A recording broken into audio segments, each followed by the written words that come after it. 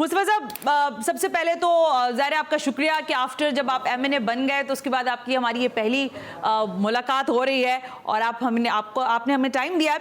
लेकिन ये जो आपकी मुलाकातें प्राइम मिनिस्टर से हो रही हैं सर, और मैंने देखा कि कौमी असेंबली में भी बड़ा तगड़ा बयान दिया है आपने, वो उस पर मैं आती हूँ। लेकिन सबसे पहले ये बताएं कि ये जो मुलाकात आपकी प्राइम मिनिस्टर के साथ रही, ये कितनी फ्रूटफुल थी मुस्तफा साहब? सबसे पहले तो माजरत, मैं आपसे आपके प्रोग्राम में लेट आ रहा हूँ। नहीं, थैंक यू, आप आ गए, यही हमारे लिए बड़ी बात है। मेरी माजरत कबूल कीजिए। और दूसरी ये कि जो वो मुलाकात हमारी बहुत फ्रूटफुल थी अल्हम्दुलिल्लाह वज़ीर आज़म से, और उन्होंने हमारी सारी बातों को, जो जेन्युइन बातें हैं आज के नामसाइब हालात के ऊपर, हमने उनको जो बहुत अच्छे सॉल्यूशंस दिए हैं। और उनको ये बताया है कि देखिए, कराची आज जब पूरे मुल्क में इकोनॉमिक क्राइसिस है, माशी बदहाली है, और हम एक बच्चे को पाकिस्तान को के पता है, पाकिस्तानी बच्चे को पता है कि मुल्क माशी बहरान में है। इसका हल क्या है? क्या IMF इसका हल है? क्या वर्ल्ड बैंक इसका हल है? क्या एशियन डेवलपमेंट बैंक इसका हल है? क्या दोस्त ममालिक से कर्ज लेना इसका हल है? क्या हमारे स्टेट बैंक में बैरूनी हमारे दोस्तों के जो वो कुछ पैसों को लाकर पार्क करके रिजर्व कराना हल है? नहीं, ये सब हल नहीं है। ये सब जो फायर फाइटिंग है। आप आज के मसाइल को, आज आग लग गई है, इसको बुझा रहे हैं, और इससे जो है वो बस किसी तरह से गुजारा कर रहे हैं। जो उसका परमानेंट हल है वो कराची है। कराची इस मुल्क की इकोनॉमिक क्राइसिस का अल्टीमेट हल है। क्यों कह रहा हूं? क्योंकि यहां इस वक्त हम, जो अल्लाह ताला ने हमें खुसूसियात दी हैं, हमें रिसोर्सेज दिए हैं, जो इस शहर की डायनेमिक्स बनाई है, ये शहर पाकिस्तान को 68% रेवेन्यू कमा कर देता है। हमारे खून पसीने से जो यहाँ पर कमाई होती है, जो अल्लाह ने हमें यहाँ पर नेमतें दी हैं, जो हमारे रिसोर्सेज दिए हैं, इससे पूरा पाकिस्तान चलता है। अगर इन रिसोर्सेज वाले शहर को अभी आप मुझे ना देखें, मेरी पार्टी को ना देखें, यहाँ के रहने वालों को ना देखें, अभी आप पाकिस्तान का सोचें। इस रिसोर्स देने वाले, पाकिस्तान को चलाने वाले शहर को, अगर पाकिस्तान को इकोनॉमिक कंडीशन ठीक करवानी है तो इस शहर को इसका जायज हक देना पड़ेगा।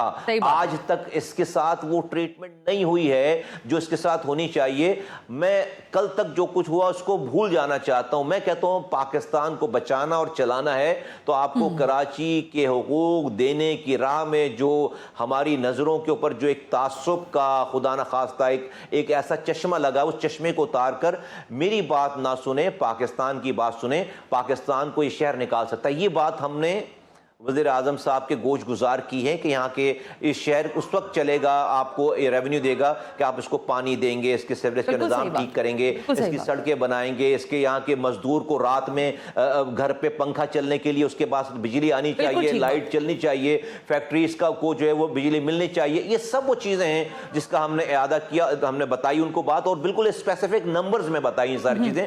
हमें उम्मीद है कि कराची को इंशाअल्लाह ताला इस बजट में, क्योंकि बहुत मुश्किल इकोनॉमिक कंडीशन है, हमें इंशाअल्लाह ताला वो कुछ ना कुछ जरूर हमें रिलीफ मिलेगा इस बजट में।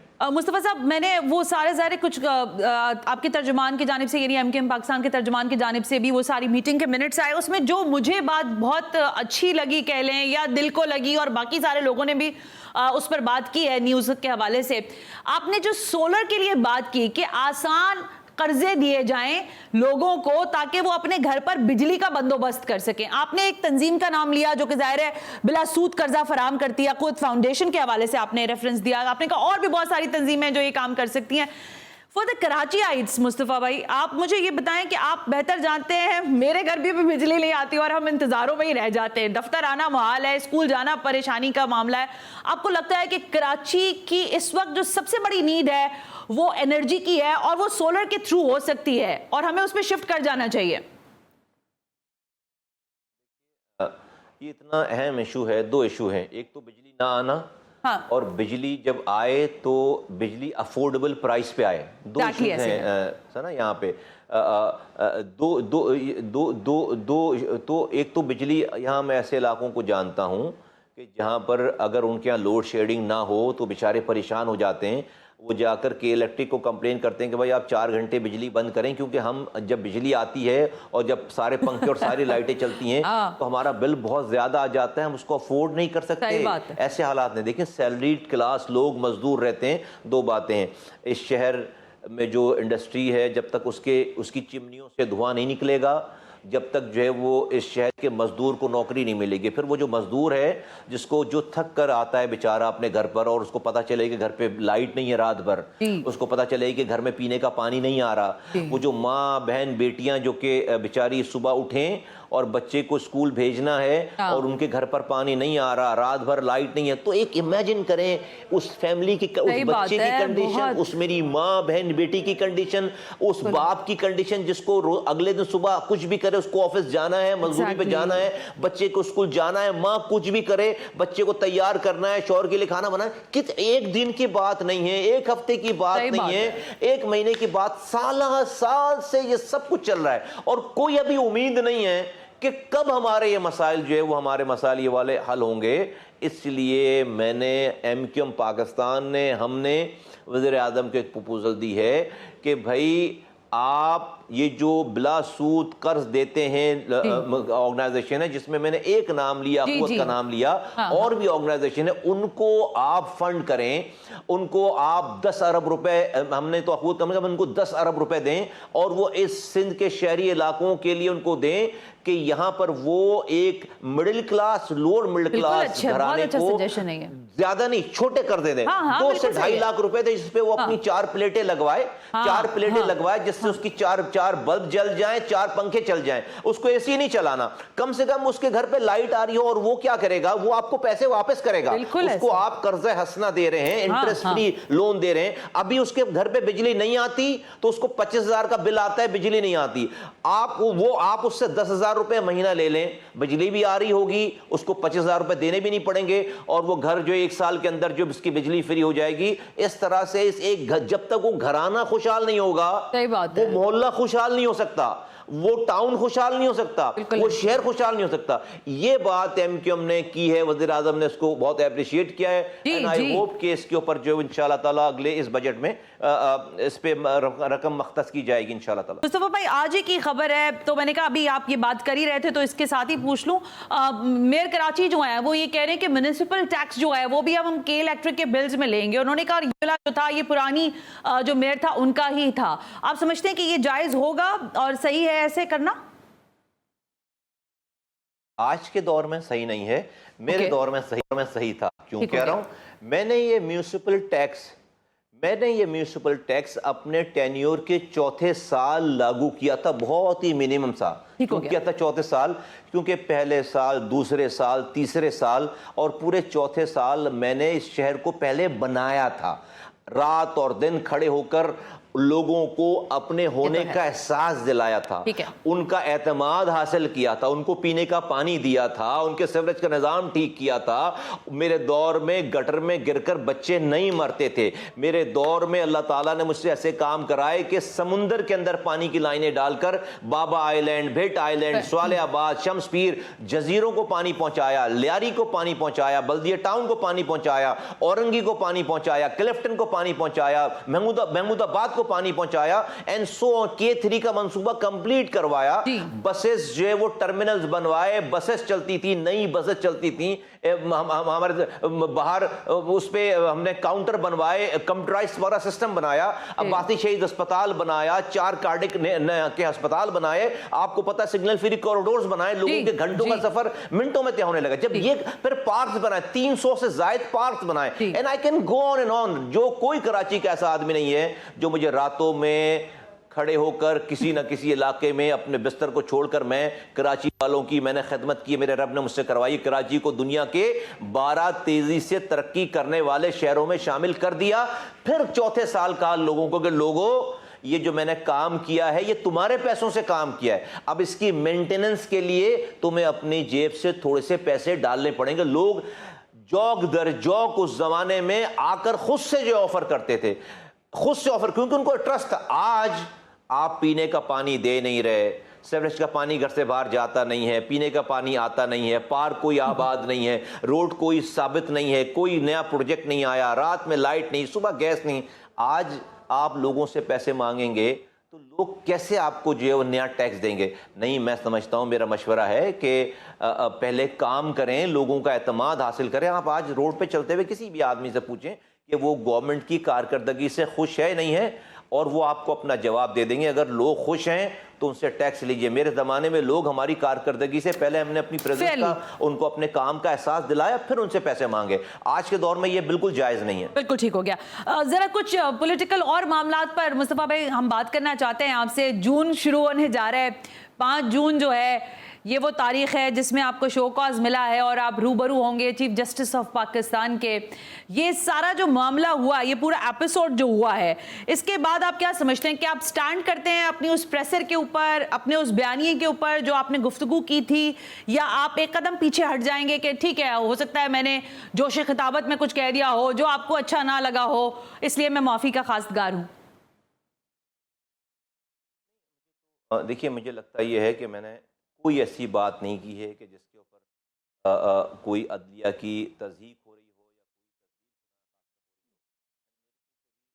या में भी ये बात ना है ना होगी। मैं पाकिस्तान के इदारों का एहतराम करने वाला आदमी हूँ, नंबर 1 बात ये हो गई। दूसरी बात ये कि जब मुझे हैरत इस वाली बात की है कि जब मैं PTI के रऊफ़ हसन साहब की गुफ्तगू सुनता हूँ तो वो जजेस को टाउट कह रहे हैं, वो जजेस को अंधा, गूंगा, बहरा कह रहे हैं, वो चीफ जस्टिस का नाम लेकर कह रहे हैं तमाम ये बातें, और वो अंधा, गूंगा, बहरा कह रहे हैं उनको। तो मुझे तो हैरत है कि उनकी बात में और मेरी बात का तो ज़मीन और आसमान का भी कंपैरिजन नहीं है। तो डोमिसाइल का फर्क है ना, आप कहते हैं, आप कहते हैं डोमिसाइल का फर्क है। हाँ, तो I mean at the end of the day जो है मुझे ये लगता है कि फिर क्या। तो दूसरी बात ये मुझे लगता है कि शायद जजेस साहिबान ने वो जो एक सिलसिला चल रहा था उसमें शायद उन्होंने मुझे भी जो है वो उसमें शामिल कर दिया। उन्होंने मुझे लगता है कि मुझे शो कॉज देने से पहले मेरी प्रेसर जो है मेरी प्रेस कॉन्फ्रेंस सुनी नहीं। मैंने 2 बातें की उसके अंदर। मैंने एक तो ये बात की है कि भाई 6 जजेस के हुकूक के ऊपर सो मोटो ले लिया गया, ज़बरदस्त बात है। मैंने सवाल किया है कि अल्लाह और उसके रसूल से जंग जारी है सूदी निज़ाम के होते हुए। ये मैं नहीं कह रहा, ये अल्लाह की किताब कुरान ये बात कह रही है। तो शरीयत अपीलेंट बेंच में 2 सालों से आपके पास 16 बैंक्स ने शरीयत कोर्ट के फैसले के ऊपर सूदी निज़ाम ख़त्म करने के ख़िलाफ़ आपसे स्टे ऑर्डर ले रखा है। एक दिन में शरीयत अपीलेंट बेंच जो है वो बने और ये तमाम जो पटिशनें लगी हुई हैं इसको सुनकर जो है फारिग करे और अल्लाह और उसके रसूल से लड़ाई ख़त्म कर दें। ये काम हो सकता है? तो मैंने ये सवाल किया है कि 6 जजेस के हुकूक ज़्यादा हैं, ये अल्लाह। सही बात है। पार्लियामेंट की मैंने ये बात की है पार्लियामेंट में, फिर मैंने मई में 12 मिनट की तकरीर की है 13 मिनट की असेंबली में। मैंने कायद आज़म को कोट किया है, जुल्फ़िकार अली भुट्टो के 38F को कोट किया है। अल्लाह की किताब से मैंने जो है वो सूरह बकरा की आयतें कोट की हैं और मैंने अल्लाह के रसूल सल्लल्लाहु अलैहि वसल्लम की हदीसें कोट की हैं। इसके बाद जो है वो भाई अल्लाह और उसके रसूल से खुली जंग है। हम किस इकोनॉमिक वेलबींग की बात कर रहे हैं? हम किस खुशहाली की बात कर रहे हैं? हमारी खुशहाली, पाकिस्तान की खुशहाली अल्लाह की ताकत की जिद है। खुदा न खास्ता क्या अल्लाह हम खुशहाल हो जाएंगे? अल्लाह कह रहा है कि जब मैं सूद को मिटाकर रहूंगा, हम कह रहे हैं हम खुशहाल हो जाएंगे सूदी निजाम में, तो नौजुबिल्लाह कि हम अल्लाह से जंग जीत जाएंगे, उसके रसूल से जंग जीत जाएंगे, हम ये कह रहे हैं। तो ये मेरा कंसर्न है, जेन्युइन कंसर्न है, और हर मुसलमान का जो कलमा पढ़ता है उसका ये जेन्युइन कंसर्न होना चाहिए। ये मैंने बात की है। और मैंने ये बात की है कि भाई जजेस को जो है वो कि जो अपॉइंटमेंट में जो ये पाबंदी नहीं है कि वो डुअल नेशनल हो सकते हैं, तो हाँ, तो ये जुडिशरी के लिए ठीक बात नहीं है कि कल को कोई अमेरिका का हल्फ लेकर आए और यहां भी आकर जो जज बन जाए। अगर ये का आइन और में ये वाली जो है वो छूट है, इस छूट को खत्म होना चाहिए, ये वाली बात की है मैंने। अच्छी बात है। और जब ये आपने तकरीर की थी, मैं सुन भी रही थी लाइव उस वक्त, तो ज़ाहिर सूद के ऊपर बहुत कम मुझे लगता है कि ऐवान में इस तरह किसी ने बात की जो आपने आवाज़ उठाई। किसी और रोज़ इस पर हम आपसे डिटेल प्रोग्राम में बात कर लेंगे। लेकिन एक मशवरा आप दे रहे हैं और मेरा ख्याल है ये बहुत सारे प्रोग्राम्स में आपने मशवरा दिया कि जितने बड़े हैं, चाहे वो प्राइम मिनिस्टर हैं, चाहे आर्मी चीफ हैं, या चीफ जस्टिस हैं, या दीगर और जितने भी इंपॉर्टेंट लोग हैं, अगर किसी का कोई मसले मसाइल हैं तो वो एक कमरे में बैठकर बात कर लें और तय कर लें। ये मामला अभी तक आपने टेलीविजन पर तो कहा है, लेकिन बाज़ाब्ता मुलाकातों में कहीं आपने इस बात का इंदिया दिया है कि आप बैठे और मामलात को हल करें ताकि कन्फ्रंटेशन जो इदारों के दरमियान नजर आ रही है वो खत्म हो सके? आजकल तो सब लोगों को सारी बातें सब लोग टीवी पे ही सुन लेते हैं, सोशल मीडिया पे सुन लेते हैं, और वहीं से तो मैं जिनसे जहाँ जब जो मिलता है हुकूमतों में, सियासतदान मिलता है और लोग मिलते हैं, हर जगह मैं यही बात कहता हूँ कि भाई देखिए हमारे इदारे हैं, इसको टीवी पे इनकी जिस तरह से कमेंट्स पास हो रहे होते हैं ये ठीक नहीं है। इस मुल्क में जुडिशरी का बहुत एहतराम है, लेकिन पाकिस्तान की जो डायनामिक्स हैं वहाँ पर हमारी फ़ौज का बहुत बड़ा एक रोल है, और कोई इस वाली बात को कुछ भी कहे, लेकिन हमारी डायनामिक्स बिल्कुल डिफरेंट हैं।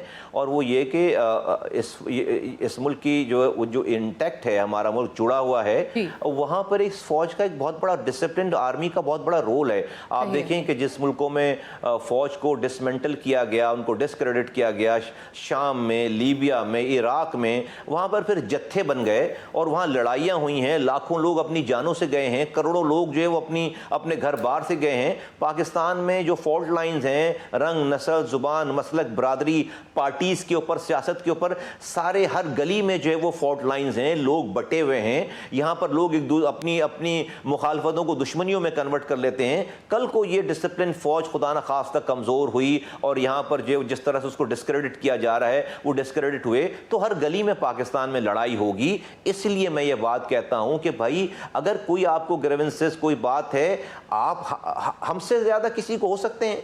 हमने इस कराची में क्या कुछ नहीं बर्दाश्त किया, लेकिन क्या हमारी ज़ुबानों पे कभी वो कलमात आए जो आज के लोग अदा करते हैं वज़ीर आज़म बनने के बाद और हुकूमतें चलाने के बाद, और आज भी हुकूमत में शामिल हैं? क्या करते हमने कभी इस तरह की कोई गुफ्तगू की जो आज कर रहे हैं? इसलिए कि देखें, अगर आपका गुस्सा ठंडा भी हो जाएगा, कल को जो नुकसान पहुंचना है वो तो नुकसान पहुंच जाएगा। हम देखें कि हमने जो है वो कहां से कैसे पैरेलल ड्रॉस कर लिए हैं कि हमने अपने गुस्से में आज की फौज को, उनके चीफ को हमने याह्या खान से मिलाना शुरू किया है। वो याह्या खान, अच्छा जब याह्या खान से मिला रहे हैं तो बड़ा कन्वीनियंटली अयूब खान की बात नहीं कर रहे, क्योंकि अयूब खान के पोते साहब उसी पार्टी में मौजूद हैं, वो अपोजिशन लीडर हैं। तो भाई याह्या खान अगर जिम्मेदार है तो भाई अयूब खान, वो खराबी तो अयूब खान के जमाने से शुरू हुई है, सारा किया धरा तो उनका है सारा। उन्होंने मार्शल लॉ लगाया, चाहिए वो फौजी हैं, उनके जो है वो पोते साहब आज अपोजिशन लीडर हैं, तो वो फौजी जमहूरी फौजी था। आज वाला फौजी जो है वो डिक्टेटर है। तो ये जो अपनी जात के लिए कन्वीनियंटली अपने हिसाब से अपने नैरेटिव को फोल्ड करना है ना, ये ठीक बात नहीं है। आपका गुस्सा उतर जाएगा लेकिन मुल्क का नुकसान हो जाएगा। आखिरी सवाल आपसे करना चाहूंगी मुस्तफा कमाल साहब, ज़ाहिर तनकीद तो आप पर हमेशा ही होती है, आपकी जमात पर होती है, लेकिन 8 फरवरी के इलेक्शन के बाद मुख्तलिफ हलकों में ये आवाज है कि MQM जो है वो फॉर्म 47 की अब पैदावार बन गई है। एक काबीना के वजारत के लेने में पीछे क्या मजबूरी थी? आप समझते हैं कि ये क्लियर मैंडेट है आपके पास, या फिर वाकईतन जो लोगों का तासुर है वो दुरुस्त है? देखिए, लोग अजीब बात करते हैं भाई। इस मुल्क में आप क्या कहते हैं, अमेरिका और यूरोप की तरह इलेक्शन होते हैं? आप 2024 का ही इलेक्शन जो है वो बिल्कुल आइडियल किस्म का साफ और शफाफ इलेक्शन मांगते थे। 2024 का इलेक्शन वैसे ही हुआ है जैसे 2018 का इलेक्शन हुआ था। तो और इस मुल्क में सारे इलेक्शन ऐसे ही हुए हैं। आप करें ना ऐसी कानून सादी के जहां पर कभी किसी को कोई मसाइल इलेक्शन के ऊपर रहे ना, नहीं करते आप। 2018 में भाई मैं तो अपने इलेक्शन को हमने तो कोई फॉर्म 45 या 47 या 40 वोटेवर जो फॉर्म है हमने तो किसी से नहीं लिया। हमने तो कोई इसमें जैरीमैंडरिंग नहीं की है। अच्छा। और आकर साबित करें, आप जो लेकर घूम रहे हैं उसको साबित करें जाकर, जो है वो फोरम सारे पड़े में, आपने जो है वो कोर्टों में जो है वो केसेस कर रखे, हम जाके वहां पे साबित करें, तो कोई परेशानी नहीं है। लेकिन मैं दूसरी बात करना चाहता हूं जनाब अली, ये 2018 का इलेक्शन बहुत सदियों पहले की बात नहीं है। RTS सिस्टम को बंद करके रात के 9:15 बजे पोलिंग एजेंट्स को निकाल कर कहा गया कि भाई गिनती भी तुम्हारे सामने नहीं करेंगे, निकलो इधर से और जाकर RO के साथ से जाकर रिजल्ट ले लो। गिनती नहीं की गई, वोटों की गिनती नहीं की गई सामने। RTS सिस्टम बंद करके कराची की 14 सीटें जो है ले ली गई। उसका ये आपके डेप्टी स्पीकर जो है वो स्टे ऑर्डर पे 4 साल डेप्यूटी स्पीकर बना रहा। आपको उस वक्त शर्म नहीं आई?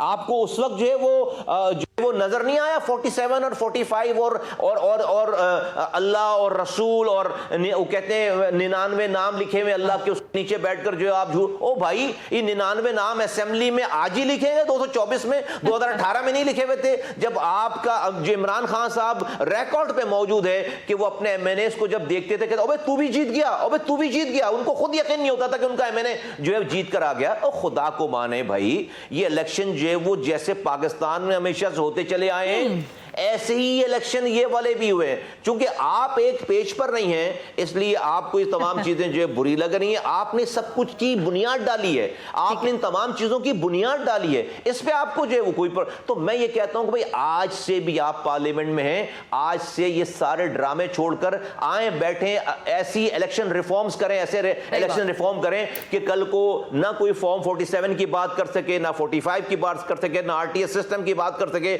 ना कोई जेरीमैंडरिंग कर सके। आए ना मिलकर ऐसा आइन बनाते हैं जिस तरह से यूरोप का इलेक्शन होता है, अमेरिका का इलेक्शन होता है, लंदन का, यूके का इलेक्शन होता है। तो ये कौन करेगा? पार्लियामेंट करेगी ना। आप उसके लिए तैयार ही नहीं है, तो 2029 का भी इलेक्शन ऐसे ही होगा। 2029 का भी इलेक्शन जो ऐसे होगा, आप बोलते रहें, उससे कोई फर्क नहीं पड़ता।